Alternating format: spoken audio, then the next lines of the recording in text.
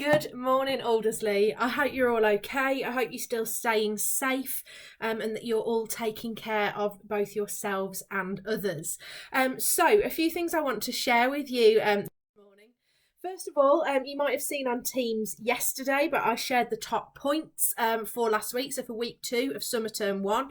A huge well done to Abdul in year 10, who secured the most points across the whole of the school for the week, so well done.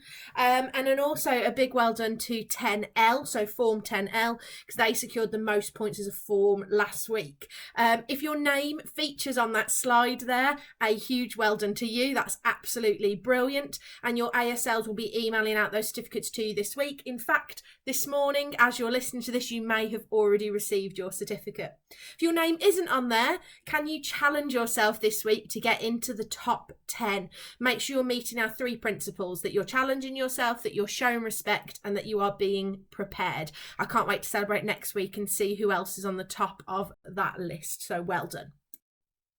Okay, so yesterday's assembly was led by Mrs. Vernon, and it was all based on the theme of diabetes. So looking at, different health issues and how to support yourself with that and others. And she set you a few challenges, didn't she? So to try and eat 5 portions of fruit or veg one day this week. Did you do that yesterday? Is that going to be part of your challenge for the rest of the week?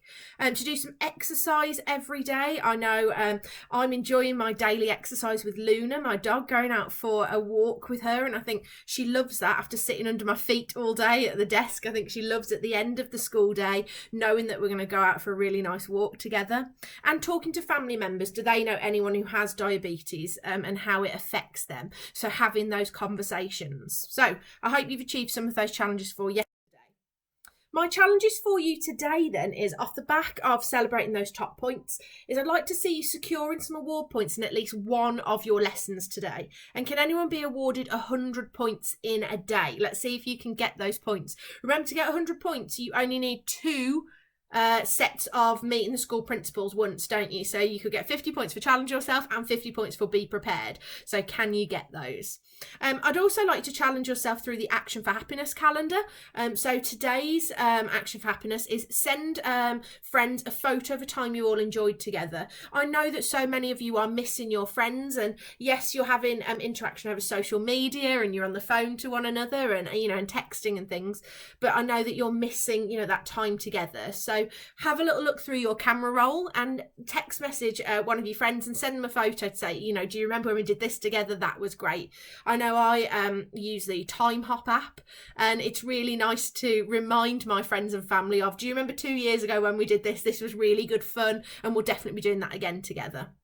And then the final challenge for you today is a link to today's main theme, and that's, can you research a range of allergies? Do you know what different things people can be allergic to? And what can we do to support students with any of their allergies? How can we support them? And that is going to link to today's main theme of my assembly. So here's the action calendar to share with you then. So you may have already seen it and you may have already challenged yourself from Friday through to Monday, but make sure that you have a look at this. Something else I'd like to share with you, and we are so lucky to be in such a multicultural school where students speak lots of different languages. If you Google Action for Happiness calendar, or just Action for Happiness, when you scroll down the website, so past this image that you can see, they have the same calendar in I think it's about 25 different languages. So if you live with people who don't speak English, then can you share that with them so that they too are having a look at meaningful May? Or you might want to share it with somebody else who outside of your family home who can't speak English. So yeah, do have a look at that. That was really interesting for me to see about the different languages for today. So yeah, please challenge yourselves for these. Yesterday was focus on what you can do rather than what you can't do, and that's really important, isn't it? Whilst we're still in a situation where we're still on lockdown, try not to focus on the things that you wish you could be doing instead, or if this wasn't happening then I'd be able to do this. Instead, focus on the things that you can do whilst you're in your home and how you can support one another. So yeah, there we go with that. So today's theme of the assemblies, and you'll have noticed that we've had 3 days sort of linked to different health issues. Tomorrow we move on to something different. Is I want to talk to you about allergies. So you will remember this slide from every single one of my form time PowerPoints that I share with you at the start of every week that your form tutors go through with you. But I put this as a reminder that we are a nut-free school, and that's because we have students in our school who are allergic to nuts. On the left-hand side there is the letter that Mrs. Davis sent out last year, and the poster we use on the right, don't we, with the picture of the nuts in the middle to remind you that we are a nut-free school. And that isn't because we are mean and we don't want you to, have a breadth of different things to eat. It's to protect students who have got life-threatening allergies, who have, who could have a severe allergic reaction if they come into contact with nuts. And it can be to the point where if you ate nuts on your way to school and then it was on your breath or, sort of in your mouth still, that could then cause someone to be very poorly. And we have that duty of care, don't we? So we ask that, there's lots of food that we don't bring into school. You can remind yourself of that letter there on the left-hand side. So, as I was looking into some research for this assembly, I came across a fantastic website that is called the Anaphylaxis campaign. And I want to share some slides with you that I've downloaded directly from them. So these slides aren't my own, but they are really, really interesting in terms of having that awareness of different allergies as a school. And I found the information on here really interesting. So, actually, what is an allergy then? Well, actually, it's when your body reacts to something that actually can just be harmless to others. And allergies can be caused by lots of different foods or animals or chemicals or even pollen. So some of you might be suffering with hay fever at the moment. I know I have to make sure I take my hay fever tablet in the morning so I'm not sneezing for the rest of the day if I go out into the garden. But actually these allergies, they differ from person to person. And there are 14 major food allergens in the UK. And interestingly, 2 million people in the UK have allergies. So you can have a look at some of those pictures there. So we have people, as we mentioned, allergic to nuts, people who are allergic to prawns, to different fishes, different types of fish, lots and lots of milk. So we have dairy allergies, lactose allergies, wheat. So there are a whole host of allergies, but 14 major food allergens in the UK. And what can happen then if you come into contact with something that you're allergic to? Well, we have what's called an allergic reaction when the person comes into contact with that allergen. And that's sort of the science behind there. And you might recognise that word histamine there through antihistamines, that you take antihistamines to stop you having that reaction to that allergen. And when we take hay fever tablets, as some of us call them, that's where it comes from, doesn't it? So taking an antihistamine. And those reactions can vary. They can be quite mild to really severe, and that all does depend on the person and the allergen. Everybody's allergies are different and everybody's reactions to them are different. But a severe reaction that we're going to sort of reference today is called anaphylaxis, and that's what I want to talk to you about today. So when we have that real severe reaction. So anaphylaxis then is that severe allergic reaction, and it's at the extreme end of that spectrum. The reaction comes on quite quickly, and it's often within minutes of exposure to that allergen. Sometimes it can be hours later, but it tends to be quite quickly.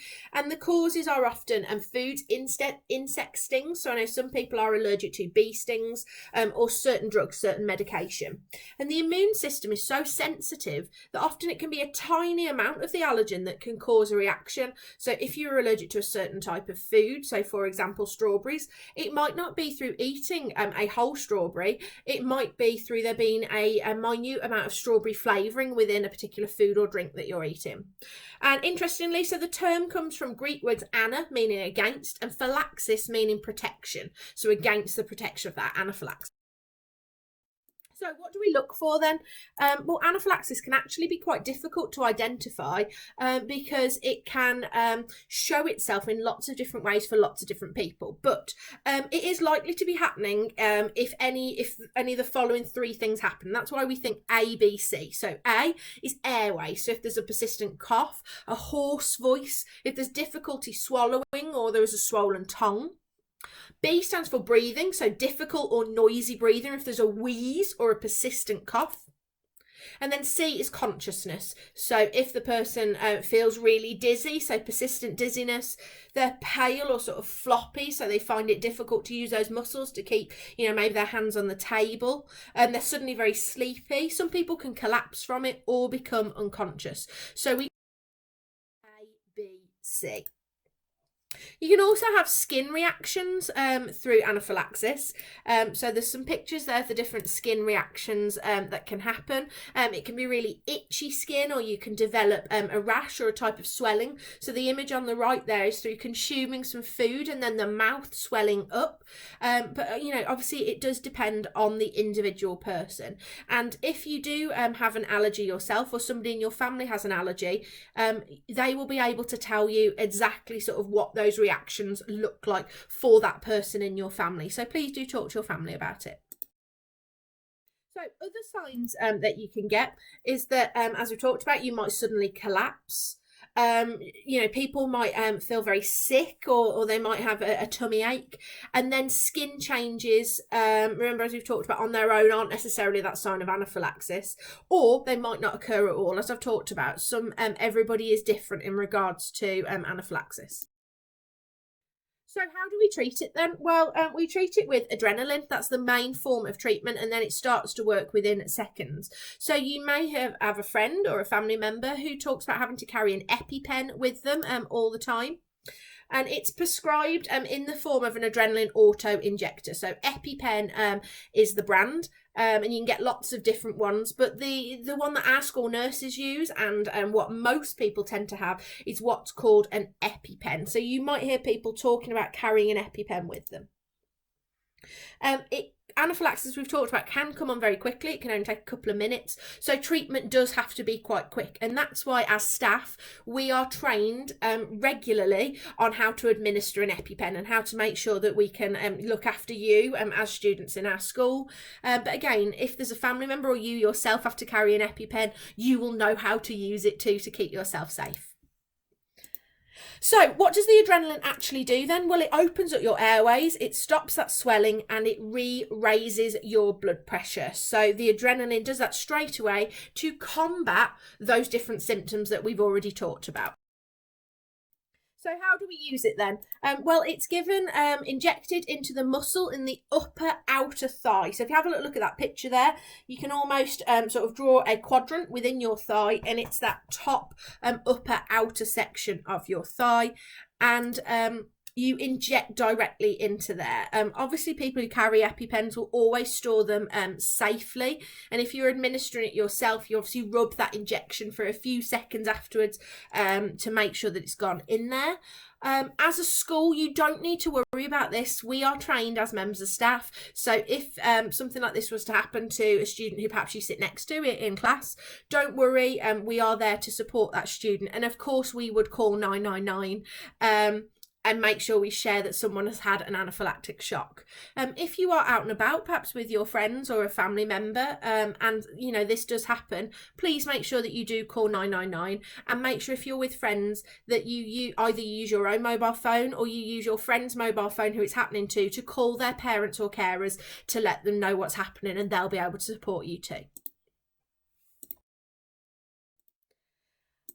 The second thing I want to share with you in regards to supporting people is how you position the patient. So you make sure, as you have a look at the picture there, that the person lies flat with their legs raised, because it can help to make their breathing easier. Once they've laid down, then they can sit up a little bit. But it is if they've got low blood pressure that they lie flat to support them with that. But again, normally people who do carry an EpiPen who can suffer from anaphylaxis, they will know this anyway, and they will understand that. So what are the additional risks then?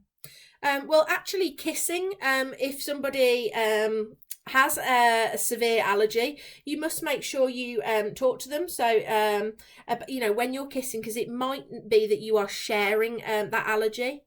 Alcohol and different medication can increase the severity of an allergic reaction. And people with severe allergies can often have asthma, and we know that smoking is likely to make asthma worse, and poorly controlled asthma can make severe allergies even more dangerous. Obviously, we don't want you to be, smoking or consuming alcohol anyway as it is, but actually it can increase those risks. So, if you have an allergy then, we are really advising you here, as our the charity behind this, to make your allergy known to your friends and peers. It's not embarrassing at all. It doesn't matter what you're allergic to. You shouldn't be embarrassed by it, and it will help to keep you safe. Also, we advise you to let your friends and peers know where your medication is. So if you carry an EpiPen, make sure you tell them whereabouts it is in your school bag, so that they can even say to the teacher if something happens in lesson, "Oh, miss, it's in the front pocket," or sir, it's at the bottom of the rucksack there. Please don't be tempted to share food or drinks. You don't know about that cross-contamination. And we remember good hygiene will always prevent that cross-contamination of allergens. And, in light of COVID-19, we really want to make sure that you're washing your hands more, but actually that helps with people who suffer with allergies. And remember, please carry your EpiPen with you at all times.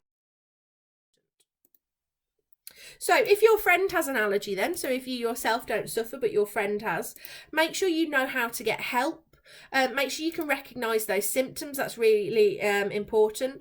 And if you have a friend who chooses to share that with you, please be supportive, listen, don't be scared to ask questions, and obviously talk to your family about it too. You yourself should practice good hygiene, so making sure you're washing your hands, you're not having that cross-contamination. That's really, really important too. And I just want to share with you a video here that you can watch sort of in your own time that shares a young lady from Lancashire. She shares her experiences of anaphylaxis as a teenager, and that might be interesting for you to watch too. She is allergic to strawberries. So I hope that was interesting there. If you Google it, there is lots more information. The main message from me, though, is to not worry, don't panic. Don't worry, as a school, we are trained to help you if you do suffer with anaphylaxis. And your family, your parents and your carers and people who you live with will also know what to do to support you. So don't worry too much. Okay, so as we move on to our lessons this morning, can I remind you about using Teams appropriately? Make sure you're communicating with us as and when you need to. And remember that online communication is between 8 and 4. Get ready to access those daily lessons then, please, today. Get yourself prepared. Consider how you're asking your questions. Remember, #ShowRespect is one of our 3 principles. So make sure we're always being polite to one another. That's really important. And don't forget, there are loads of other things on Teams, so please make sure you are popping onto your year group team and to the Aldersley staff and students team, because there are lots of extra challenges on there, lots of support for you, lots of different things that you can pop onto files and access, and that's all there designed to help you, to support you and to challenge you further. And as a reminder for keeping safe, all of your heads of year are available 8 until 4. So please drop them an email if you need anything. And remember, they have got work mobile phones, so they may call you to speak to you as well. And they are calling and keeping in contact with your parents and carers. So please answer that phone if you see a mobile number pop up that you don't recognise. It's most probably your head of year. Just checking in to see if you're okay. See how you're getting on. And remember, if you need anything, please email us, please get in touch with us. We are here to help you through this difficult time and try and make our virtual school as productive as possible. So that's me finished for the day. I hope you have a really good day. We are so proud of you, really, really proud of you.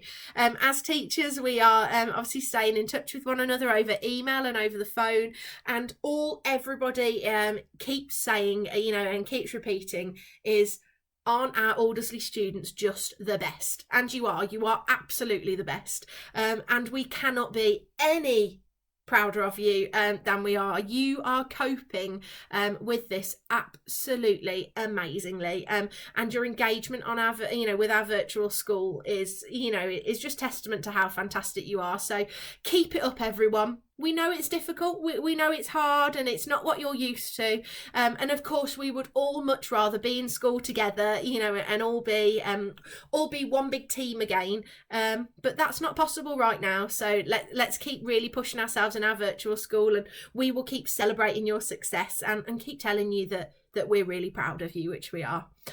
Well done, folks. I hope you have a fantastic day. Take care and stay safe. Bye.